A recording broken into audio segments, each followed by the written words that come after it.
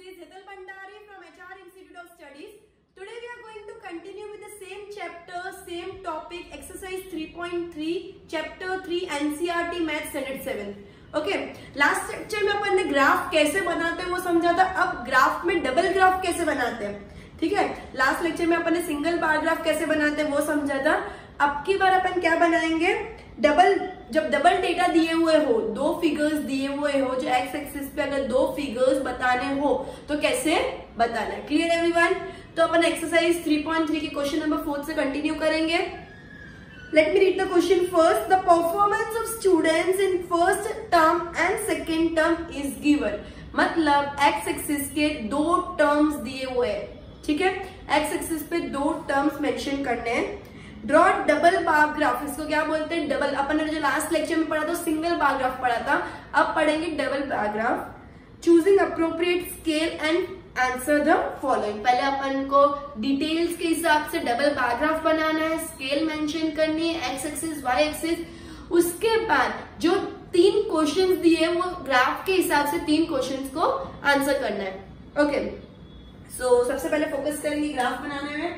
Question number 4 exercise 3.3 standard 7. Okay, अब जिधर X axis और वाई एक्सिस कोलाइड होती है, मतलब क्रॉस होती है एक दूसरे को, उसको क्या बोलते हैं, ओरिजिन, मतलब जीरो. जिधर X axis and Y axis एक दूसरे को कट करती है उसको क्या बोलते हैं, ओरिजिन जीरो. ठीक है, ये होता है एक्स एक्सिस, ये होता है वाई एक्सिस. ओके, अब सब्जेक्ट है एक्स एक्सिस पे, सॉरी टर्म्स है एक्स एक्सिस पे, सब्जेक्ट है वाई एक्सिस पे. तो सब्जेक्ट की क्या है, मार्क्स. ओके, तो अपन मार्क्स लिखेंगे वाई एक्सिस पे और मार्क्स लिखेंगे वाई एक्सिस पे और सब्जेक्ट्स लिखेंगे एक्स एक्सिस पे. अब टर्म 1 एंड टर्म 2 के हिसाब से मेंशन करेंगे. सब्जेक्ट्स अपन लिखेंगे एक्स एक्सिस, मार्क्स लिखेंगे वाई एक्सिस. सब्जेक्ट कौन कौन से हैं, English, Hindi, maths, science and SS. 5 subject मैंने पांचों सब्जेक्ट मेंशन कर दिए. अब मैथ्स में क्या बोला है, 67, 72, 88, मतलब बेसिक से बेसिक 0 to 100 के बीच में 100 में से मार्क्स क्लियरली मेंशन कर दिए. मैं क्या करूंगी, 10, 20, 30, 40, 50, 60, 70, 80, 90 एंड 100. ओके, अब सबसे पहले फर्स्ट टर्म के अंदर इंग्लिश में कितने मार्क्स आए, तो फर्स्ट टर्म को scale, first term is equal to, मैं बॉक्स के अंदर डॉट डॉट डॉट डॉट बना रही हूं, ठीक है. एंड सेकेंड टर्म मतलब क्या है, प्लेन बॉक्स जिसके अंदर कुछ भी नहीं है. फर्स्ट टर्म है जिसके अंदर बॉक्स के अंदर मैंने डॉट डॉट बनाया, मतलब मैं फर्स्ट टर्म मेंशन करी वो डॉटेड होगा, सेकेंड टर्म नॉन डॉटेड होगा. Okay, so first term English के अंदर 67, मतलब 60 से थोड़ा ऊपर.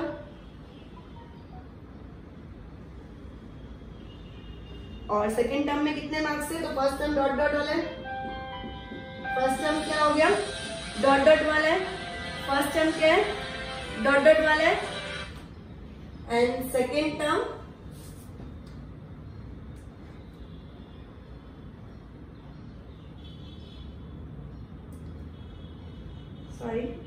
सेकेंड टर्म 70, तो विदाउट डॉट. सेकेंड टर्म 70 तो विदाउट डॉट. अब हिंदी के अंदर फर्स्ट टर्म है 72 और सेकेंड टर्म के अंदर 65. अब फर्स्ट टर्म जो है वो डॉटेड डॉटेड है, तो फर्स्ट टर्म में मैंने हर जगह डॉट कर दिया, सेकेंड टर्म में डॉट नहीं किया. मैथ्स में फर्स्ट टर्म में 88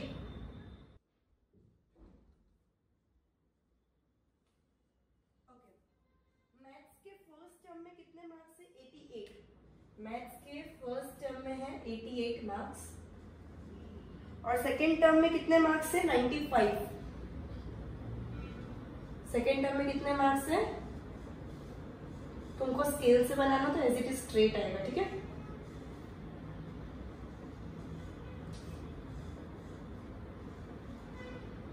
नाइन्टी 5 मार्क्स, ठीक है। अब फर्स्ट टर्म में तो मैं डॉट डॉट डॉट डॉट कर दूंगी, और सेकेंड टर्म है तो कुछ नहीं, प्लेन रहेगा। फर्स्ट टर्म में तो मैं डॉट डॉट कर दूंगी, सेकेंड टर्म में तो प्लेन रहेगा। अभी साइंस के अंदर, साइंस के फर्स्ट टर्म में 81 मार्क्स, कितने 81। ये जो स्केल तुमने ऑलरेडी देख लिया, मैं रब कर लेती हूँ एक बार ग्राफ के लिए। 81 है फर्स्ट टर्म में, साइंस के फर्स्ट टर्म में है 81 एंड सेकेंड टर्म में है 85। सेकेंड टर्म में 85, फर्स्ट टर्म में तो डॉट डॉट डॉट डॉट कर देंगे एंड सेकेंड टर्म को प्लेन रहने देंगे। सोशल साइंस के अंदर फर्स्ट टर्म में है 73, सोशल साइंस के फर्स्ट टर्म में है 73 एंड सेकेंड टर्म के अंदर है 75। ओके, फर्स्ट टर्म में तो डॉट डॉट डॉट डॉट कर दूंगी, सेकेंड टर्म में तो उसको प्लेन रहने दूंगी। क्लियर एवरीवन, फर्स्ट टर्म में तो वो डॉट डॉट हो जाएगा, सेकेंड टर्म में तो वो प्लेन रहेगा। अब इधर तक समझ आया, मैंने ग्राफ बनाया, इसको बोलते हैं डबल बार ग्राफ। इसको क्या बोलते हैं, डबल बार ग्राफ। अब इसके अंदर 3 क्वेश्चंस पूछे गए। In which subject as a child improved his performance the most, कौन से सब्जेक्ट में चाइल्ड ने अपना परफॉर्मेंस हाईएस्ट अच्छा किया है। कैसे पता चलता है, फर्स्ट टर्म और सेकेंड टर्म के अंदर मेजर डिफरेंस हो, फर्स्ट टर्म और सेकेंड टर्म में सबसे हाईएस्ट डिफरेंस जो चाइल्ड का होगा उसने हाईएस्ट इंप्रूवमेंट, सॉरी उस सब्जेक्ट में वो चाइल्ड का हाईएस्ट इंप्रूवमेंट होगा। चाइल्ड ने कौन सा सब्जेक्ट में हाईएस्ट इंप्रूवमेंट किया है, तो फर्स्ट टर्म से सेकेंड टर्म में मार्क्स का इंप्रूवमेंट कितना हुआ है कौन सा सब्जेक्ट में, तो उससे पता चलेगा कि कितना इंप्रूवमेंट है। इन दोनों के बीच में कितना इंप्रूवमेंट है, 67 और 73 मार्क का इंप्रूवमेंट है। इंग्लिश के अंदर, इंग्लिश के अंदर कितने मार्क का इंप्रूवमेंट है, 3 मार्क्स का। हिंदी के अंदर 72 थे और 65 हो गए, मतलब मार्क्स कम हो गए, तो इंप्रूवमेंट है ही नहीं, नो इंप्रूवमेंट। मार्क्स कम हो गए तो नो इंप्रूवमेंट। मैथ्स के अंदर 88 थे और 95 हो गए, मतलब 7 मार्क्स का इंप्रूवमेंट है। मैथ्स के अंदर 88 थे जो 95 हो गए, मतलब 7 मार्क्स का इंप्रूवमेंट है। साइंस के अंदर 81 थे जो 85 हो गया, तो 4 मार्क का इंप्रूवमेंट है। सोशल साइंस में 73 थे, 75 हुआ, मतलब 2 मार्क का इंप्रूवमेंट है। Clear everyone. अब हाईएस्ट किस पे इंप्रूवमेंट, तो ऑब्वियसली मैथ्स में हाईएस्ट, तो फर्स्ट का आंसर कौन सा आएगा, कौन सा सब्जेक्ट में हाईएस्ट इंप्रूवमेंट है, तो मैथ्स में। कौन सा सब्जेक्ट में हाईएस्ट इंप्रूवमेंट है, मैथ्स में। In which subject is the improvement the least, किसमें सबसे कम इंप्रूवमेंट है। अब किसमें सबसे कम इंप्रूवमेंट है उसमें तुम लोग ये नहीं लिख सकते, बिकॉज ये तो इंप्रूवमेंट है ही नहीं, ये तो डिग्रेड हो रहा है, मार्क्स कम हो रहा है। तो ऐसा मत सोचना कि ये लिखेंगे सबसे कम इंप्रूवमेंट, मतलब मार्क्स इंक्रीज तो होना चाहिए लेकिन कंपैरेटिवली सबसे कम इंक्रीज हो रहा है। मार्क्स इंक्रीज तो होने चाहिए लेकिन कंपैरेटिवली सबसे कम इंक्रीज हो रहा है, तो ये तो चीज इंप्रूवमेंट में आएगी ही नहीं। तो इन सब में से सबसे कम इंप्रूवमेंट किसमें, इसमें। ये कौन सा सब्जेक्ट है, सोशल साइंस। तो मेरा सेकेंड का आंसर क्या आएगा, सोशल साइंस। क्लियर एवरीवन, कौन सा सब्जेक्ट में सबसे कम इंप्रूवमेंट है। अपना अगर हिंदी देखे तो हिंदी में मार्क्स कम हो रहे बढ़ने के सिवाय, तो हिंदी नहीं करती क्योंकि उसमें इंप्रूवमेंट है ही नहीं, वो तो डिग्रेड हो रहे हैं। सोशल साइंस में सबसे कम इंप्रूवमेंट है। क्लियर एवरीवन, क्योंकि उसमें सिर्फ 2 मार्क का इंप्रूवमेंट हो रहा है। Last question, has the performance gone down in any subject, क्या कोई भी सब्जेक्ट में परफॉर्मेंस कम हुआ है, क्या कोई भी सब्जेक्ट में परफॉर्मेंस कम हुआ है, तो हाँ हिंदी में परफॉर्मेंस कम हुआ है। बाकी सब में परफॉर्मेंस इंक्रीज हुआ है, किस सब्जेक्ट में परफॉर्मेंस कम हुआ है, हिंदी में। कौन से सब्जेक्ट में परफॉर्मेंस कम हुआ है, हिंदी में। तो तीनों क्वेश्चंस के आंसर आ गए, एक बार अच्छे से गो थ्रू कर लो पूरा सम।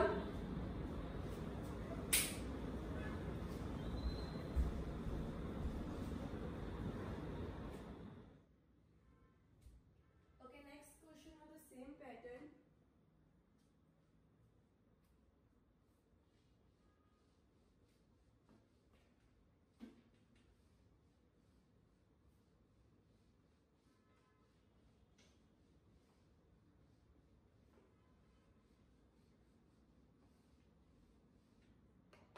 डबल बार ग्राफ का एक और क्वेश्चन है। ओके, इसके अंदर बहुत सारे गेम्स दी हुई हैं और दो कैटेगरीज है, देखने वाले लोग और खेलने वाले लोग। बहुत सारे गेम्स दी हुई है, उसमें दो कैटेगरी के लोग हैं, कुछ खेलने वाले हैं, कुछ देखने वाले हैं। ओके एवरीवन, अब नंबर ऑफ पीपल एक हो गया वाई एक्सिस पे एंड गेम्स हो गई एक्स एक्सिस पे। वाई एक्सिस पे क्या होगा, नंबर ऑफ पीपल, और एक्स एक्सिस पे क्या होगा, ये क्या हो गया एक्स एक्सिस, ये वाई एक्सिस, ये ओरिजिन। स्केल क्या होगी, स्केल नीचे लिख, एक काम करके स्केल इधर लिख देते। स्केल क्या होगी, एक्स एक्सिस, एक्स एक्सिस पे क्या होगा 1। अब एक्स एक्सिस और वाई एक्सिस देख लेते पहले अपन। अब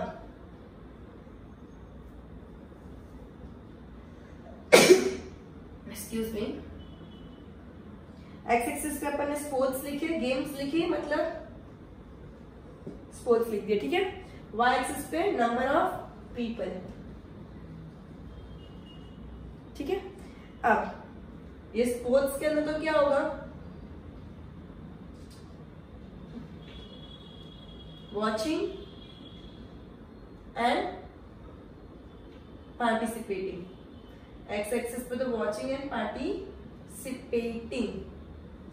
अब जो वॉचिंग है उसमें मैं डॉटेड बॉक्स कर रही हूँ, और जो पार्टिसिपेटिंग है उसमें मैं प्लेन बॉक्स कर रही हूँ। जो वॉचिंग है उसमें मैं डॉटेड बॉक्स कर रही हूँ, जो प्लेन है उसको जो पार्टिसिपेटिंग है उसको मैं प्लेन बॉक्स कर रही हूँ। ओके एवरीवन, अब वाई एक्सिस क्या होगा, 1 सेंटीमीटर इज इक्वल टू, अब 1240 हाईएस्ट है, मतलब अगर मैं 50s का लू या 100 का लू, मेरे इधर स्पेस कमी है तो मैं 100 का लूंगी। 1 centimetre is equal to 100 people, 300, 400, 500, 600, 700। Graph book के अंदर ग्राफ बनाना तो एग्जैक्ट फिगर आएगा। ओके, 800, 900, 1000, 1100, 1200, 1300। ओके, इधर तो समझ आया। अब वॉचिंग के अंदर, क्रिकेट के अंदर कितने लोग हैं, 1240 क्रिकेट। अब गेम्स लिखने बाकी रहते हैं, cricket, basketball, swimming, hockey, athletics, ठीक है। ये सब हो गई गेम्स। क्रिकेट के अंदर 1240 ये हो गया क्रिकेट। अब क्रिकेट के अंदर ये हो गया वॉचिंग वाले लोग। पार्टिसिपेटिंग है 620, पार्टिसिपेटिंग कितना है 620। जो लोग देख रहे हैं उसको मैं क्या कर दूंगी, डॉटेड कर दूंगी। जो लोग देख रहे हैं वॉचिंग वाला पार्ट में क्या कर दूंगी, डॉटेड कर दूंगी। वॉचिंग वाला पार्ट मैंने स्केल में क्या लिखा है, डॉटेड है, एंड ये क्या रहेगा, प्लेन रहेगा, ठीक है। पार्टिसिपेटिंग वाला प्लेन रहेगा। बास्केटबॉल 470,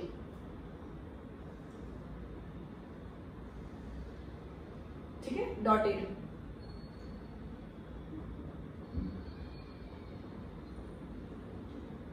और participating 320 plane, participating 320 plane. Okay, swimming, watching 510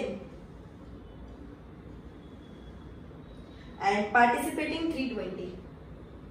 इसमें भी 320 है पार्टिसिपेटिंग। ओके, वॉचिंग वाले में क्या कर दूंगी, डॉट कर दूंगी। वॉचिंग वाले में क्या कर दूंगी, बिकॉज स्केल के हिसाब से एक्स एक्सिस पे जो वॉच कर रहा है वो डॉटेड है एंड जो पार्टिसिपेट कर रहा है वो प्लेन है।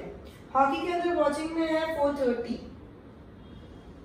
एंड पार्टिसिपेटिंग है 250, तो वॉच वाले को डॉटेड कर दूंगी, ठीक है, एंड पार्टिसिपेटिंग। एथलेटिक्स में है वॉचिंग में 250 एंड पार्टिसिपेटिंग में 105, watching dot.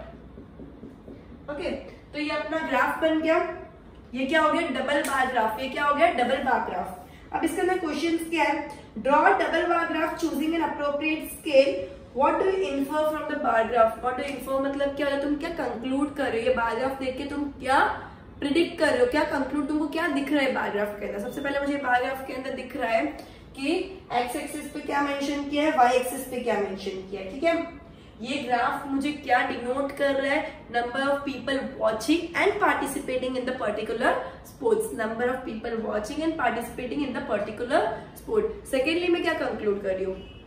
The highest number of people interested in watching as well as participating is cricket sport. The highest number of people watching and participating in cricket, and the least number of people watching and participating in athletics. Highest number of लोग cricket के अंदर interested है, watching हो या participate करना हो, और least number of people athletics में इंटरेस्टेड है, वॉच करना हो या लीस्ट मतलब सबसे कम, सबसे ज्यादा लोगों को क्रिकेट अच्छा लगता है, सबसे कम लोगों को एथलेटिक्स अच्छा लगता है। ये ग्राफ से मैं क्या कंक्लूड कर रही हूँ कि सबसे हाईएस्ट लोग क्रिकेट के अंदर इंटरेस्टेड है, सबसे कम लोग एथलेटिक्स में इंटरेस्टेड है। Okay, second question, which sport is most popular? Obviously cricket is most popular because the highest number of people watching and participating is in cricket. Okay, which is the more preferred watching or participating? क्या watching के लोग ज्यादा है या participating लोग ज्यादा है? हर case में watching के लोग participating से ज्यादा है, हर केस में watching के लोग participating से ज्यादा है। तो सेकेंड का आंसर है क्रिकेट और थर्ड का आंसर है watching। ओके, एंड फर्स्ट का आंसर मैंने ऑलरेडी ओरल बोल दिया, वीडियो रोक के एक बार लिख देना अच्छे से, ठीक है। ओके, सो इसके बाद वाला जो समय सिमिलर पैटर्न का है जो तुमको होमवर्क में करना है, इसके बाद मैं नेक्स्ट एक्सरसाइज शुरू करूंगी, ये अच्छे से गो थ्रू कर दो।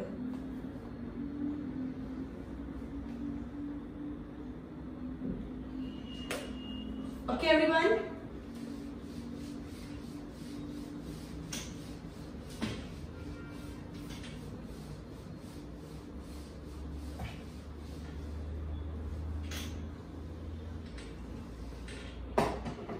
Okay, exercise 3.4 question number 1। अब 3 वर्ड्स के मतलब बताती हूँ। एक होता है सर्टेन, एक होता है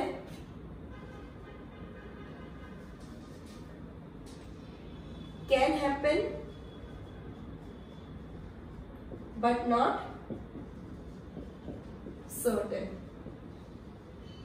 एंड तीसरा होता है इम्पॉसिबल। सर्टेन मतलब पक्का होने वाला है, जो इवेंट पक्का है, उसमें कोई चांसेस नहीं कि इवेंट होगा या नहीं होगा, मतलब प्रोबेबिलिटी नहीं है, ये इवेंट पक्का होने ही वाला है। मतलब मंडे के बाद ट्यूसडे ही आता है, उसको बोलते हैं सर्टेन। मंडे के बाद ट्यूसडे ही आने वाला है, उसको बोलते हैं सर्टेन। मतलब ये चीज पक्का होने वाली है, इसके अंदर कोई प्रोबेबिलिटी नहीं कि होगा कि नहीं होगा, शायद वाला इवेंट ही नहीं है।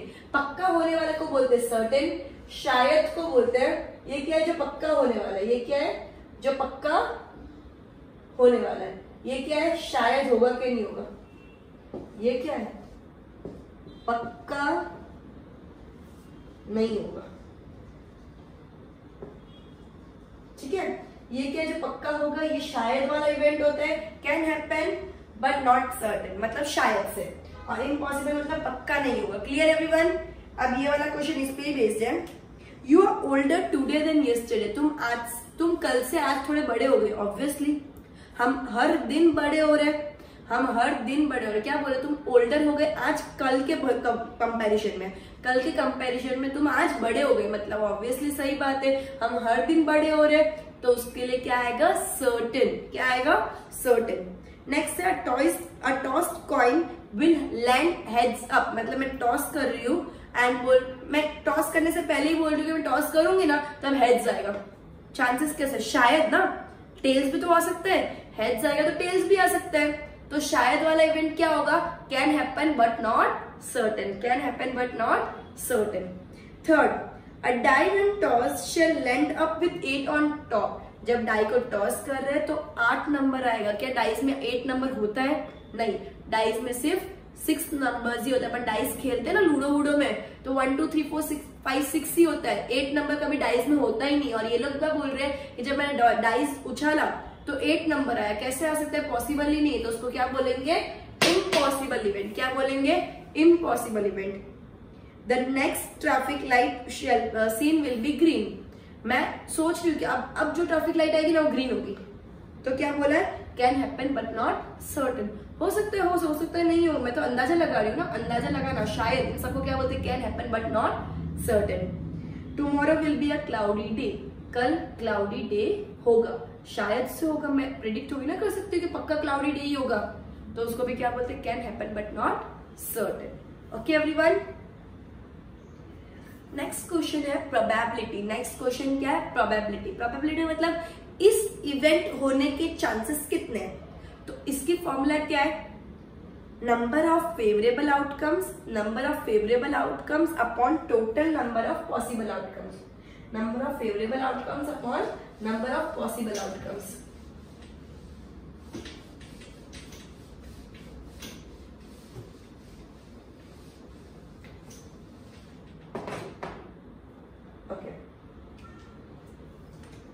Question number 2. There are 6 marbles in a box with number 1, फिर number from 1 to 6 marks on each of them. 6 marbles से सबके ऊपर नंबर लिखे हुए 1 2 3 4 5 6. What is the probability of drawing a marble with number 2? क्या probability है कि उस बॉक्स में से मैं एक मार्बल निकालूंगी, उसके ऊपर नंबर 2 लिखा होगा। तो पहले टोटल आउटकम के चांसेस क्या है, प्रोबेबिलिटी क्या होती है, नंबर ऑफ फेवरेबल आउटकम्स, ये फॉर्मूला लिखना कंपलसरी है,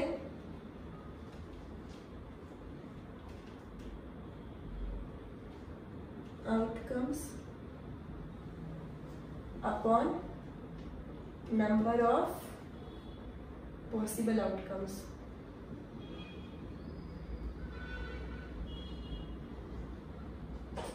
number of favourable outcomes upon number of possible outcomes. Okay, so number of favourable outcomes कितने हैं, नंबर 2 नंबर आने के चांसेस कितने, सब में से एक ही आने के चांसेस है, कोई भी एक नंबर उठाने वाले तो उसमें 2 का भी चांसेस एक बार ही आना है। टोटल आउटकम्स कितने, 6। टोटल आउटकम्स नीचे लिखते हैं, वो पर्टिकुलर नंबर का उठाने के इन सब में से कितने चांसेस, अगर मैं कोई भी नंबर उठाऊंगी तो हर चीज का इक्वल चांस है, हर नंबर का इक्वल चांस है, तो 6 नंबर का एक चांस ही हुआ ना, हर नंबर का इक्वल चांस है, समझ आया। अगर इसमें ऐसा होता कि 2 नंबर के कॉइन्स 3 है और 1 नंबर का कॉइन 2 है, ठीक है, और टोटल 5 कॉइन है, तो अपन नीचे 5 लिखते हैं, एंड पूछा हो कि 2 नंबर आने के चांसेस कितने, तो मैं 3 लिखती, लेकिन इधर हर कॉइन आने के चांसेस इक्वल है, हर मार्बल का आने का चांसेस इक्वल है, इसलिए मैंने 1 लिखा, क्योंकि एक मार्बल एक ही बार है अंदर, समझ आया, एक मार्बल अंदर एक ही बार है, एक मार्बल रिपीट नहीं, जितनी बार रिपीट होता है अपन इतने रिपीट लिखते हैं, लेकिन इधर कोई भी रिपीट नहीं, एक मार्बल एक ही बार, इसलिए मैंने 1/6 लिखा। Clear everyone? Next, what is the probability of drawing a marble with number 5? Again number 5 के आने के चांसेस भी तो एक ही है, कोई भी मार्बल के आने के चांसेस एक ही है, कोई भी नंबर आने के मार्बल चांसेस एक ही, तो प्रोबेबिलिटी ऑफ नंबर 5 वो भी 1 है, वो भी 1/6 हो गया। Clear everyone? नेक्स्ट क्वेश्चन बोला, एक बार जैसे गो थ्रू कर दो इसको।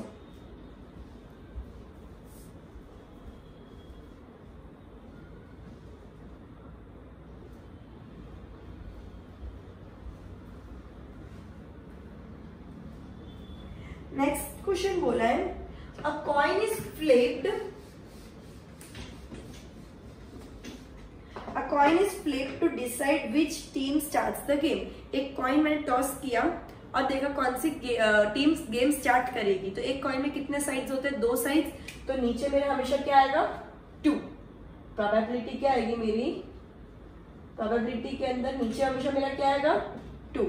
क्या बोला है, what is the probability your team will start, कोई भी एक टीम, मतलब मेरी टीम अगर स्टार्ट करे तो कितनी प्रोबेबिलिटी है, दोनों के इक्वल चांसेस है, तो 1, दोनों के इक्वल चांसेस है, तो जब भी चांस इक्वल हो तो ऊपर क्या आएगा, 1, और कितने पॉसिबल है, तो 2 पॉसिबल है, कितना पॉसिबल है, तो 2 पॉसिबल आउटकम्स 2, फेवरेबल आउटकम्स 1, तो मेरा प्रोबेबिलिटी क्या हो गया, 1/2। क्लियर है? सबके अंदर फॉर्मूला लिखनी compulsory, number of favourable outcomes upon number of possible outcomes. A box contains a pair of socks of 2 colors, white and black. I have picked out a white sock. I picked out one more with my eyes closed. What is the probability that it will make a pair? मैंने एक तो white निकाल दिया, अब एक box के अंदर एक व्हाइट है एक ब्लैक है, क्या चांस है कि मैं उसके अंदर से व्हाइट ही निकालूं कि मेरा पेयर बन जाए? तो दोनों के चांस इक्वल है, ब्लैक भी निकल सकता है व्हाइट भी निकल सकता है। तो अगेन अगर इक्वल चांस हो गए और दो ही चीजें पॉसिबल, दो है, चांस इक्वल है तो 1/2। तो इसका आंसर भी क्या आ जाएगा प्रोबेबिलिटी का? 1/2। दोनों दो कलर्स है तो नीचे 2 लिख दिया मैंने, पॉसिबल आउटकम 2 है। दोनों के चांस इक्वल है, इक्वल है तो ऊपर हमेशा क्या आएगा?